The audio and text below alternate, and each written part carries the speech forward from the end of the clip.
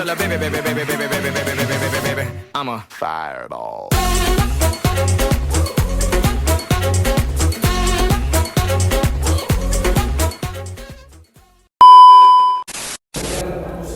Assalamualaikum warahmatullahi wabarakatuh. Kami dari kelompok 5 kebijakan dan strategi bisnis. Di sini saya ingin mewawancarai owner dari Kopi Alova. Mungkin perkenalan diri, saya Nur Fadila dengan NPM akhir 039.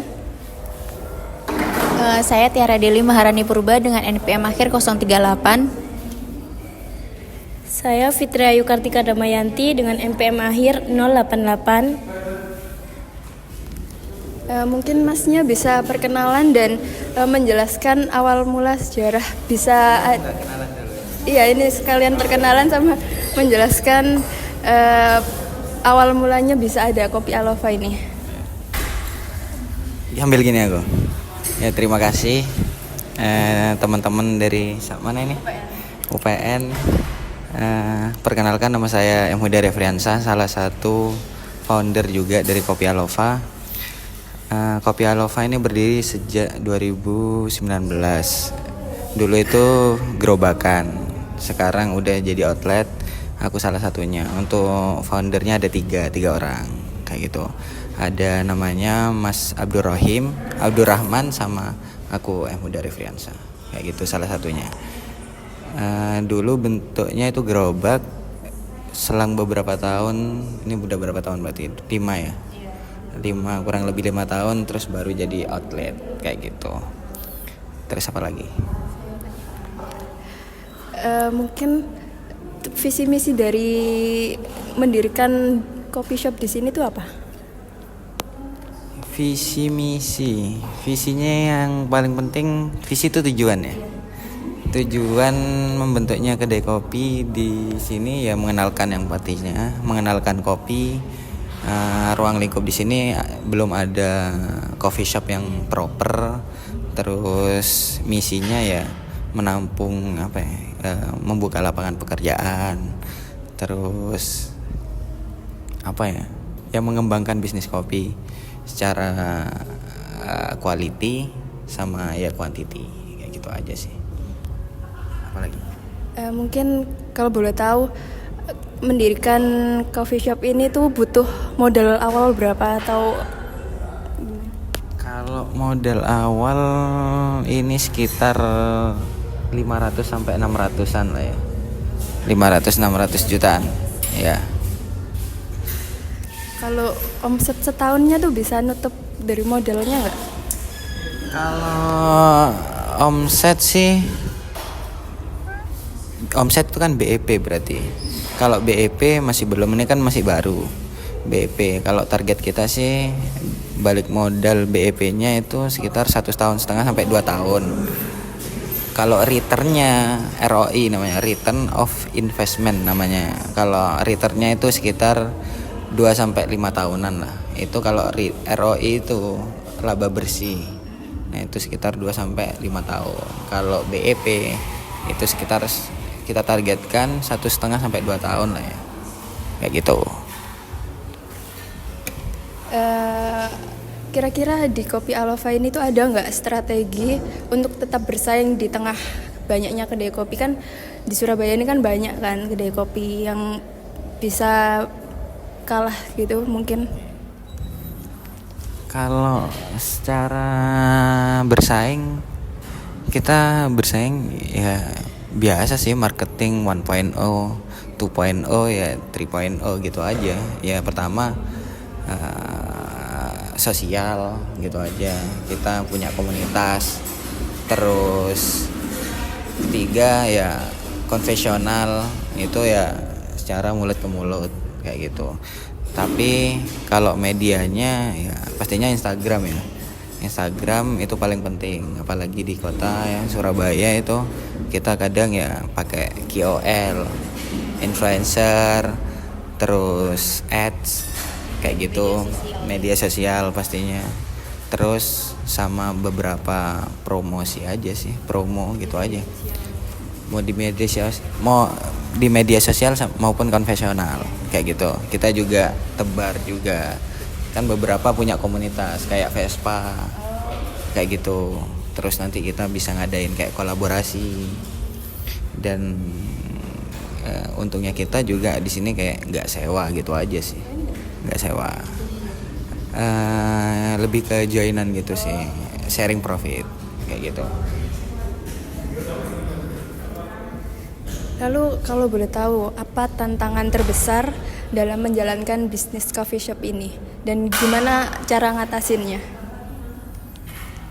Tantangan paling besar sih apa ya, maintenance mungkin ya, maintenance SDM. Maintenance SDM itu yang paling variabel, yang paling gede itu SDM. Terus quality product, itu aja sih, itu yang paling besar. Itu maintenance-nya kita ya hampir setiap hari lah ya, ngecek.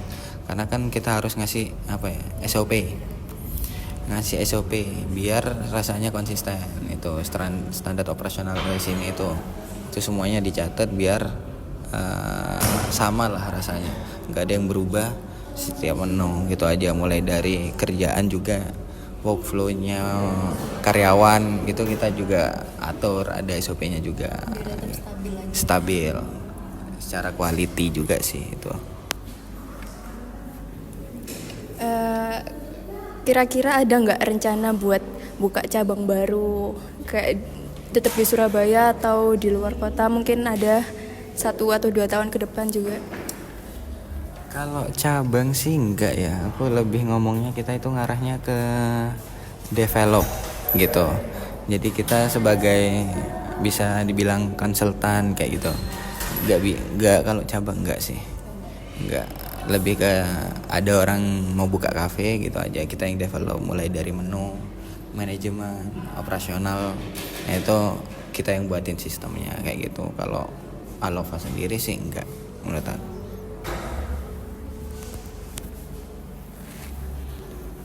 Nah, kemudian kan di Kopi Alova sendiri sudah mempunyai beberapa menu ya Kak ya.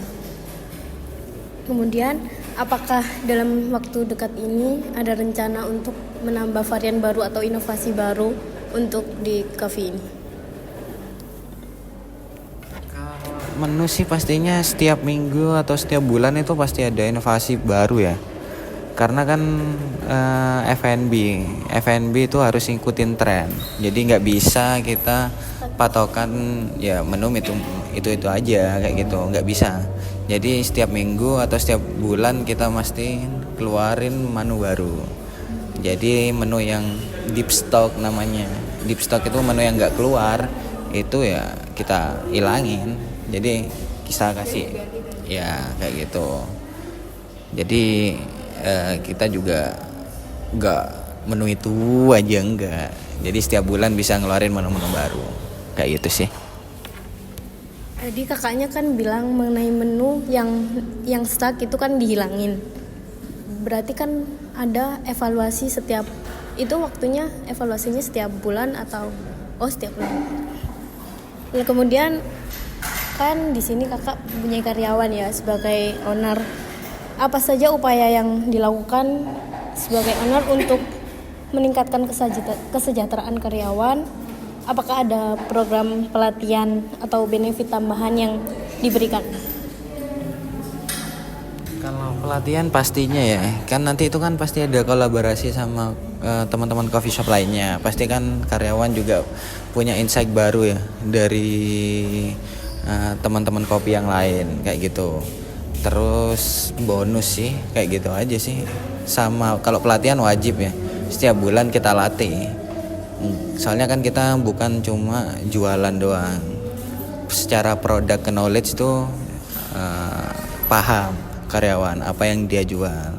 Harus tahu, benar-benar tahu, nggak cuma ya udah sekedar jual, nggak.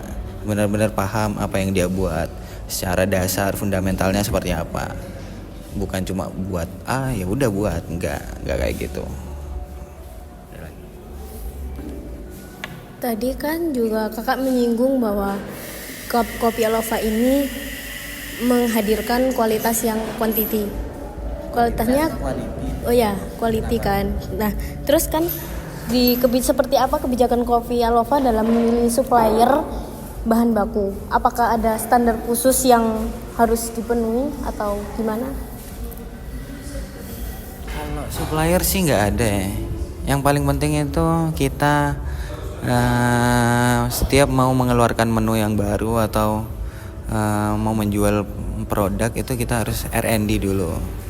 R&D tahu kan, research and develop. Nah kita harus R&D dulu satu menu itu. Kalau supplier sih nggak ada ya. Yang penting susu fresh milk ya fresh milk kayak gitu.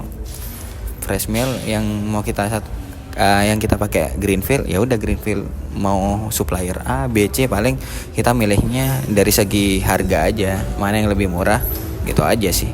Supplier nggak ada yang spesifikasi kayak gimana, nggak ada.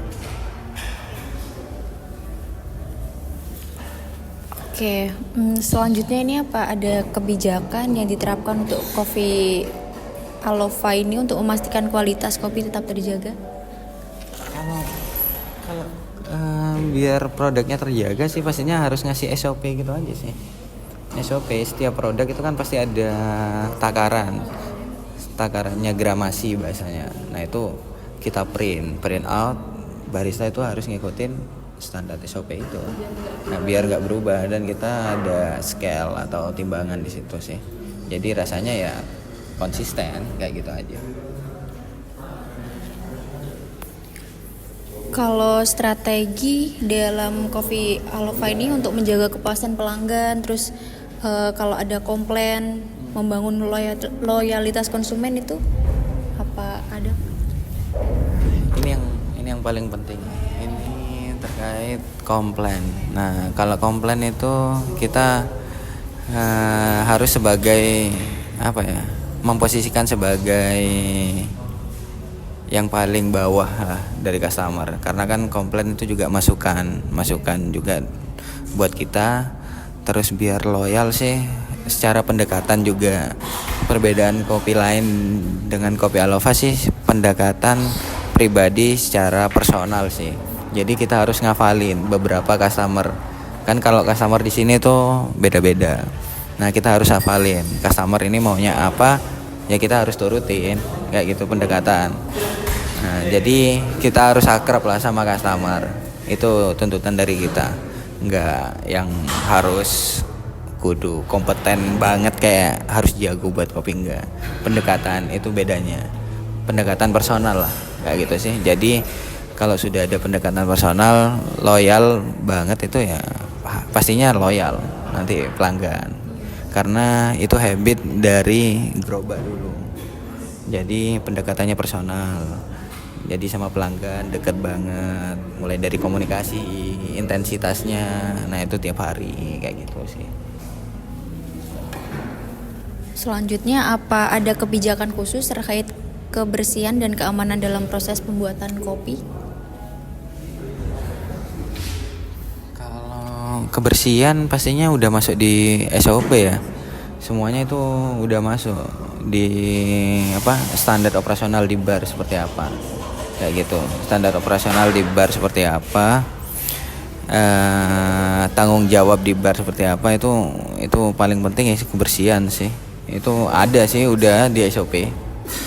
Mulai dari buat kopi harus di clear up, ada makanan pelanggan udah keluar ya harus barista harus aware, harus ya langsung clear up gitu aja sih.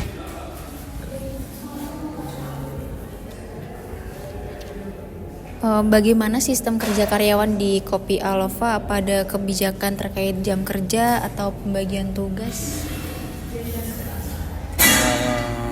Kebijakan karyawan sih jam kerjanya sih normal ya 8 jam, cuma di situ yang pembedanya cuma hari aja, ada yang full time sama part time kayak itu. Kalau full time itu pastinya 6 hari masuk 1 hari libur. Kalau part time di sini itu ada banyak pilihannya, ada yang 5 hari masuk 2 hari libur, ada yang 4 hari masuk 3 hari libur, ada yang 3 kali masuk 4 hari libur kayak gitu. Jadi kita hitungannya itu harian kalau F&B kayak gitu.